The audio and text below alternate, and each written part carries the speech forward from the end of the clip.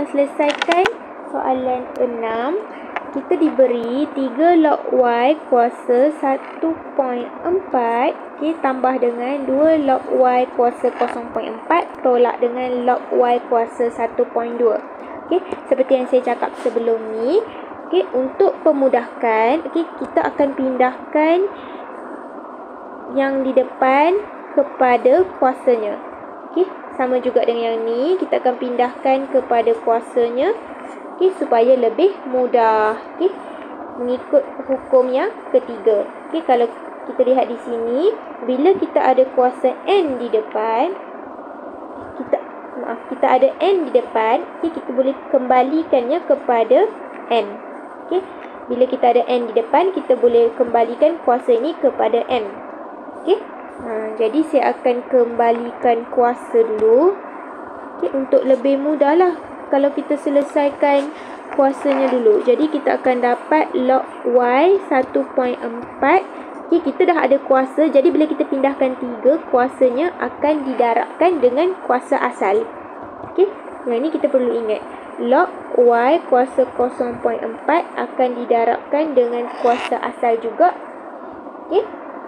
Kita akan tolakkan dengan yang ni, kita salin balik log Y 1.2.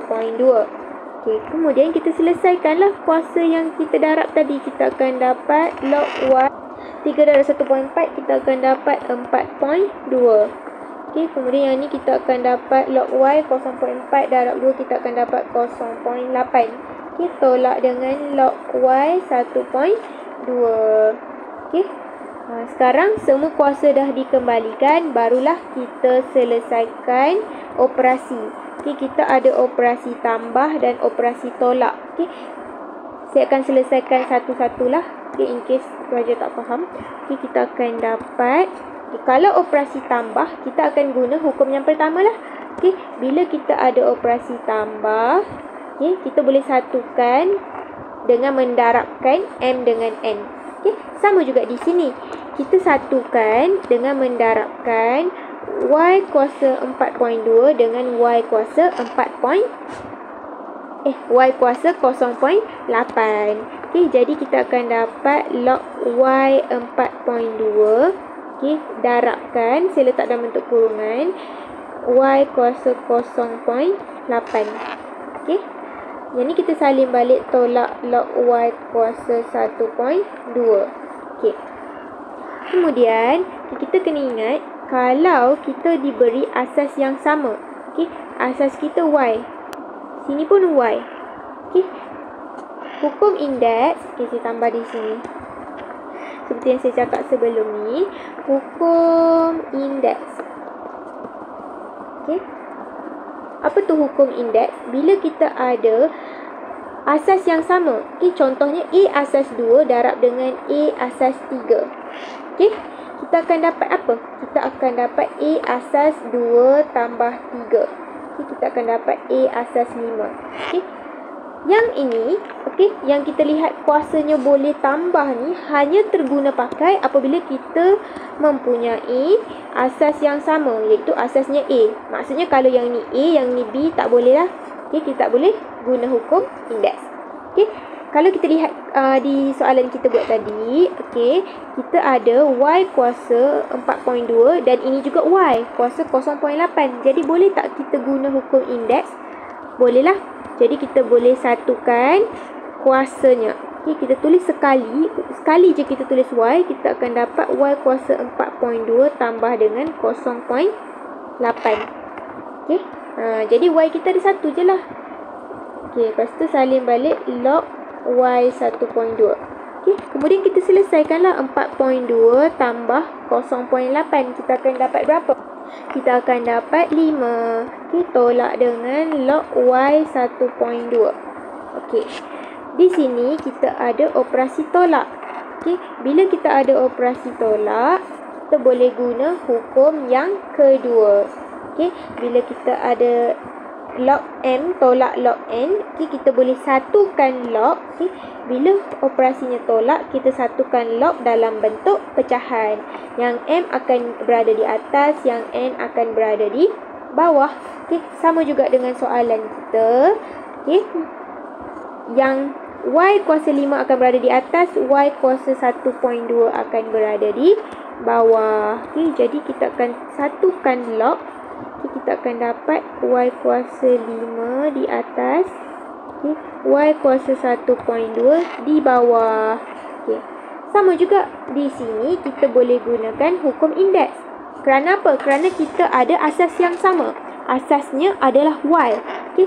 Kalau kita ada Y kuasa 5 darabkan dengan Y kuasa 2, kita boleh sekalikan menjadi Y kuasa 5 tambah 2. Sama juga kalau kita ada Y kuasa 5 per dengan Y kuasa 1.2, kita boleh sekalikan dengan menjadikannya Y kuasa 5 tolak 1.2. Okey. Secara mudahnya, kalau dia adalah darab, okey, kuasanya akan ditambah. Kalau dia adalah dalam bentuk bahagi, dia adalah dalam bentuk pecahan, okay, kuasanya akan ditolak. Jadi kita akan dapat Y kuasa 5 tolak 2. Jadi kita akan dapat jawapannya Y kuasa 3. Okay. Jadi di sini dia dalam bentuk pecahan kan? Dia dalam bentuk bahagi. Bila bahagi, kuasanya akan ditolak. Atas tolak bawah. Okay, jadi kita akan dapat log Y kuasa 5 tolak 1.2. Okay, jadi jawapan akhir kita akan dapat log Y kuasa 3.8. Okay. Akan sambung bincangkan soalan 7. Okay, kita lihat soalan diberi log 2T tolak log T per 4. Okay. Di sini, hukum yang ada untuk kita guna yang melibatkan operasi tolak. Okey, di mana kita akan gunakan hukum log yang kedua lah. Okey, kalau ada log asas yang sama, okey, ada operasi tolak, kita boleh satukan dalam bentuk M per N, dalam bentuk pecahan. Okey, jadi saya akan terus satukan. Kita akan satukan 2T dengan T per 4 dalam bentuk pecahan. Okay. Yang ada di atas adalah 2T. Yang ada di bawah adalah T per 4. Kita akan tulis log, okay, 2T darab dengan 4 per T. Okay. Mana dapat 4 per T ni? Okay. Kalau kita ada A per B per C. Okay. B per C ni di bawah kan? Okay. Kita tak nak dalam bentuk pecahan ni. Okay, dalam bentuk pecahan ni kita tak nak. Okay, jadi apa yang perlu kita buat? Okay, kita boleh pindahkan B per C ni ke sebelah dengan menebalikkan menjadi C per B. Okay, kita akan terbalikkan dia jadi C per B. Jadi kita akan dapat AC per B. Okay, sama juga dengan soalan kita. Okay, kalau kita nak pindahkan T per 4 ni, kita tak nak dia dekat bawah. Okay, kita pindahkan dia ke sebelah. Bila bahagi, kita pindahkan akan jadi darab, terbalikkan dia. Okay, jadi kita akan dapat 2T darabkan dengan yang bawah ni kita terbalikkan. Kita akan darabkan dengan 4 per T.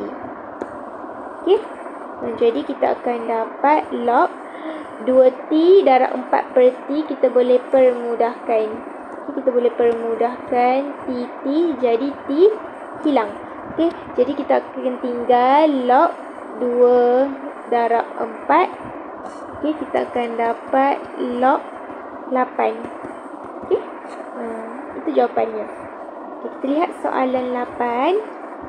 Okay, kita ada 3 log 1 per T tolak log T kuasa 2. Okay, apa yang kita nampak di sini? Kita ada 3 di depan yang boleh kita pindahkan. Kita juga ada kuasa dan operasinya adalah tolak. Okay, jadi seperti biasa saya akan selesaikan yang depan dulu lah. Yang depan ni saya akan pindahkan dulu, kembalikan kuasa.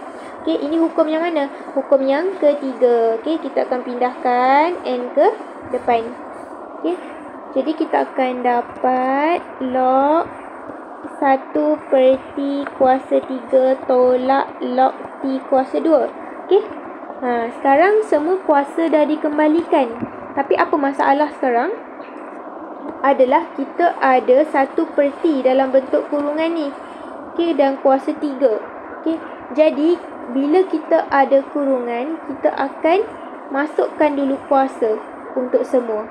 Okey, untuk semua kita perlu masukkan kuasa dulu sebab kita nak hilangkan 3 ni, kita tak nak.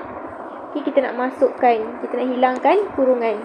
Okey, jadi kita akan dapat log 1 kuasa 3 per dengan T kuasa 3. Okey, tolak log T kuasa 2.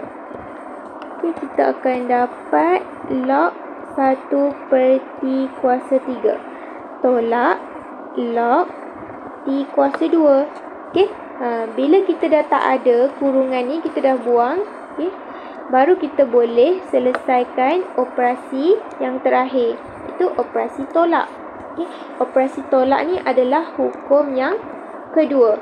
Bila kita ada operasi tolak, okey, kita boleh gabungkan log dalam bentuk pecahan M per N. Jadi siapa di atas? 1 per T kuasa 3 di atas, T kuasa 2 di bawah. Okey, jadi kita akan dapat log 1 per T kuasa 3 di atas per dengan T kuasa 2. Okey, sekarang ni ada bentuk pecahan. Ada 2 kali pecahan kat sini kan. Ada 1 per T kuasa 3 dengan per T kuasa 2. Okey, kita tak nak macam ni. Okey, jadi saya selesaikan dekat tepi. Okey, 1 per T kuasa 3. Okey, yang di bawah kita akan pindahkan ke sebelah. Okey, bahagi pindahkan ke sebelah jadi darab. Dan bila kita darab, kita perlu terbalikkan. T kuasa 2 akan jadi 1 per T kuasa 2. Okey, faham? Kalau kita nak hilangkan pecahan ni, kita akan pindahkan ke sebelah.